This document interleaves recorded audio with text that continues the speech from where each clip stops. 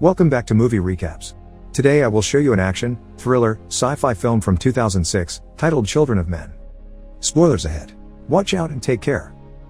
The year is 2027. For almost 2 decades, humanity has been incapable of reproducing and it's now on the brink of extinction. This has caused society to collapse. The United Kingdom is one of the few remaining nations with a functioning government, which has caused a wave of refugees to illegally enter the nation. This has brought the army to patrol the streets, catching immigrants for imprisonment or even execution. The story begins when our protagonist, Theo Farron, enters a bakery to get some coffee and hears the news on the TV: the youngest person in the world passed away. After years of struggling with his celebrity status his age had earned him, he was attacked by a fan for not wanting to give out his autograph. Everyone in the shop seems to be devastated by this tragedy, but Theo doesn't look too bothered. He leaves the bakery and only stops a few feet away to add whiskey to his coffee when suddenly there is an explosion from the shop. There's lots of screaming and alarms going off, but thankfully Theo doesn't get hurt. With an annoying ringing in his ears and still unbothered, Theo goes to work as if nothing had happened. In the office, almost nobody is getting actual work done. They're too busy crying over the loss of the world's youngest person. Theo takes this as an opportunity. He lies to his boss and tells him he's upset over the news too, so he asks permission to finish his work at home before leaving. On his way back, the train he's taken is constantly on the receiving end of stones from rebels and indigents. There also are many cages filled with refugees and guarded by the cops on the station. This still doesn't make Theo even blink. Outside the station, Theo meets with his old friend Jasper Palmer. After a hug, they get in Jasper's car and drive to his place in the countryside while discussing the bakery explosion, considering the idea it may have been the government itself that planted the bomb. They see a bus pass by, taking refugees to a camp in Bexhill. Jasper's place is hidden in the woods, so hidden that they need to stop the car and move some decoy branches away to be able to pass. Jasper makes fun of Theo for his lack of love life and his alcohol problem. He also offers him to come live with him, but Theo turns down the offer. Once they're inside the house, we learn through photos and newspaper clips that Jasper used to be a political cartoonist and his wife Janice was a photojournalist. These days, however, Jasper became a hippie and pot dealer, and Janice is in a catatonic state since she was tortured. There are also our old pictures of Theo with a woman and a little boy. After saying hi to Janice, Theo and Jasper hang out on the couch smoking and discussing various topics. Jasper mentions his main client is an immigration cop at the Bexhill camp, and they argue over the possible existence of the Human Project, a secret scientific organization with hidden facilities where they're trying to find a cure to humanity's infertility. Theo is back at his home the next day, and when he leaves for work, he's kidnapped in the street by a militant group called the Fishes. Face covered, they put him in the van and don't uncover him until they have him in Fishes territory. When Theo opens his eyes again, he is in a protected room, and he sees for the first time in years his ex-wife Julian Taylor, who apologizes for the theatrics, but they had to do this to avoid the police.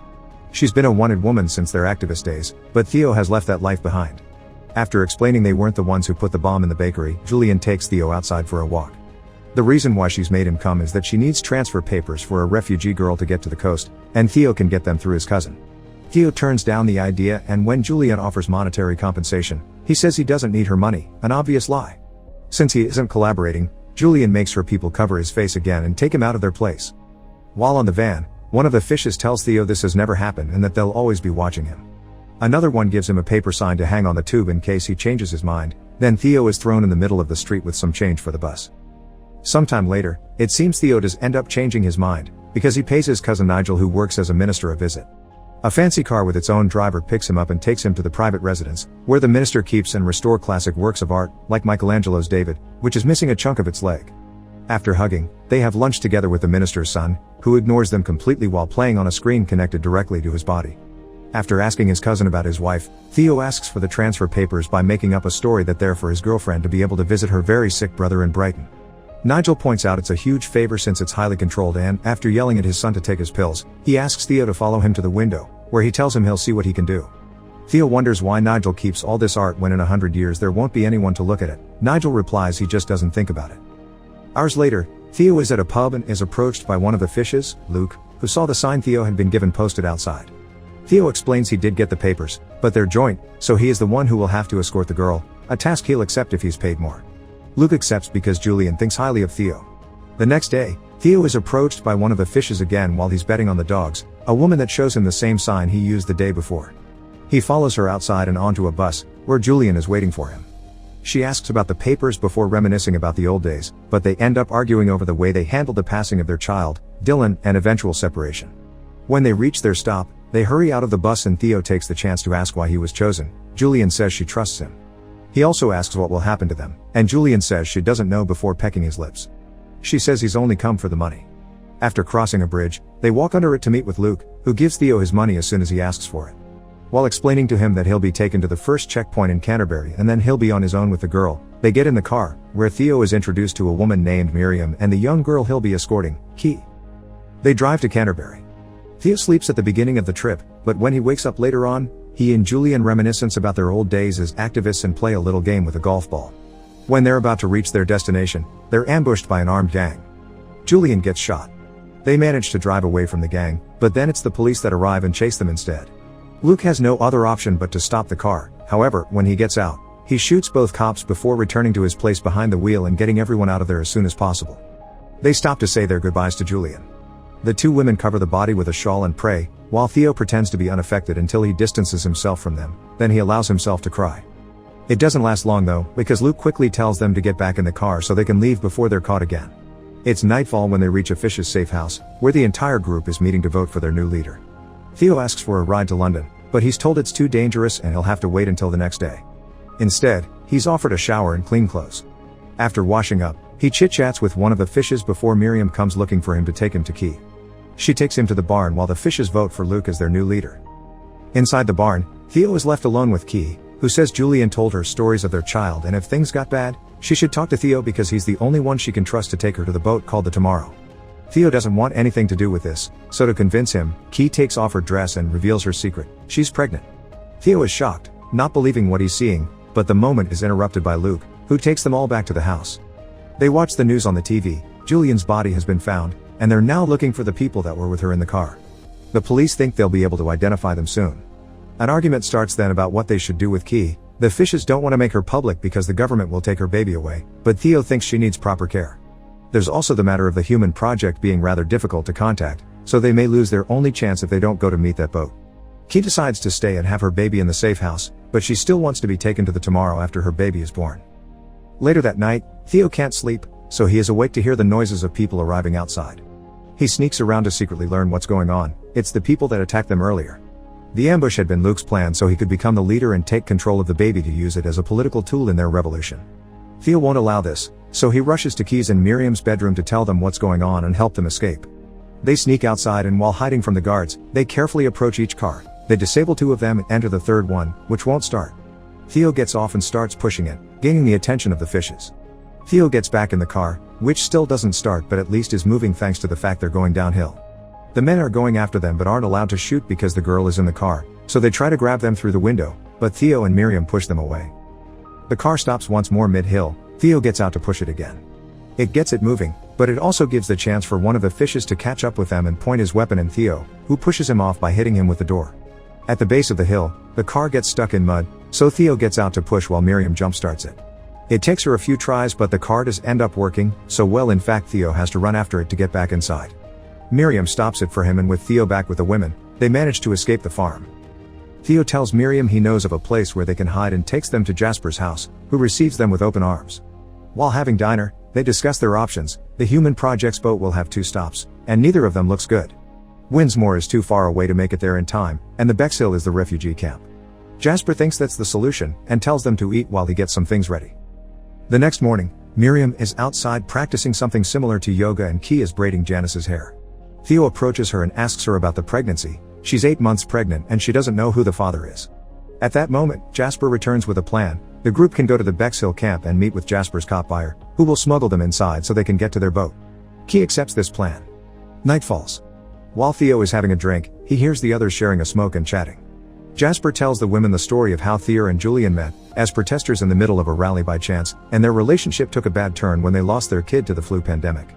Not being able to hear more of it, Theo leaves them to their chat and goes to bed. The next morning, everyone's woken up by the alarm. The Fishes have found them. Jasper gives Theo the instructions of how to contact Sid, then sends him to the car with the women, refusing to go with them. He wants to stay, saying he's gotten out of worse situations. Theo drives the girls away but stops the car at a hill to look at what's going on in the house from afar. The Fishes arrive and not liking Jasper's answers, they shoot him. Theo doesn't tell Key this. He says everything is okay before driving away for good this time. They make it to their meeting point the next day, an abandoned school. While Key enjoys the swings, Miriam tells Theo about her old job as a midwife and how she saw the infertility issue affect all her patients little by little. A truck arrives then, it's Sid, their contact. After exchanging the password, Sid gets them in the truck and drives them away to the refugee camp. Key has her first contraction on the way, they tell Sid is just her being carsick. They make it to Bexhill, and Sid tells them to put on sad refugee faces before moving them from the truck and into a bus filled with refugees that quickly leaves the area. Soon enough, Key's contractions start getting worse, and by the time they make it to the actual camp, her water breaks. A guard notices her state of distress, so Miriam distracts him by acting as if going through religious mania, so she's taken away to be executed. He's also about to take Keith, so Theo points at the water on the floor between her legs and says it's urine and excrement, effectively driving him away. Theo and Key leave the bus and join a line where Theo loses Key for a short moment when a guard tells him to lose his clock, but they reunite soon after. The line that is eventually released into the city that became the refugee camp, and there they look for Marichka, a Romanian woman that takes them to a safe abandoned building and gives them a private room where Key can have her baby. Labor is hard on Key, but Theo guides her, and eventually she gives birth to a healthy baby girl. The next day, Sid comes by to check on them. The city's become a dangerous mess after a wall blew up and people started to flee, so Sid's come to help them escape. When he sees the baby, he promises he'll take them to a boat, but Marichka is against this idea, implying he isn't a good man. Sid takes out his gun then and reveals he knows there's a bounty on their heads that he plans to earn. On their way downstairs, Marichka manages to push Sid off and Theo jumps on him to get him away from Key. After Marichka hits him with a stick, the three of them start running away, with Sid breathing on their backs. They go down a hallway to reach a street, and when Sid gets stuck on the door, Theo finishes him off with a brick to the head. Theo asks Marichka about the boat, and after some confusion on her part, she catches on and starts guiding them to it amidst all the fighting between the military and the fishes. She makes them enter a building, and after showing the baby to the owner through a window, they're allowed to enter a very nice apartment. There they eat, rest and get better shoes for Theo while two elderly women play with the baby. One of the guards tells them they need to leave in an hour, so when that time passes, they put Key on a wheelchair and leave the building. They're running again, and soon they're found by Luke and the fishes. Luke takes Key and the baby with him and leaves the other fishes to shoot Theo and Marichka. They're about to do so when more military arrives, giving Theo and Marichka a chance to run from them and try to find Key. Theo gets separated from Marichka, but he keeps going, avoiding soldiers and fishes until he makes it inside a building under heavy fire. After climbing various stairs, he finally finds Key and her baby near Luke, who is trying to convince them of his good cause when a bomb goes off in the building, ending his life. Theo grabs Key and the baby and escorts them out, not having trouble leaving the building because everyone is awed by the baby. The refugees touch them as if they were a vision, and when they are stopped by the fishes, they also let them pass. While leaving the building, the soldiers who enters notice the baby and starts yelling to stop the firing so they can let them pass. As they walk away, everyone outside stare at them in shock, but the fire resumes when the trio is far enough from the building. They quickly get back to the building entrance where they had been captured and reunite with Marichka, who finally takes them to an underground passage where their boat is waiting for them.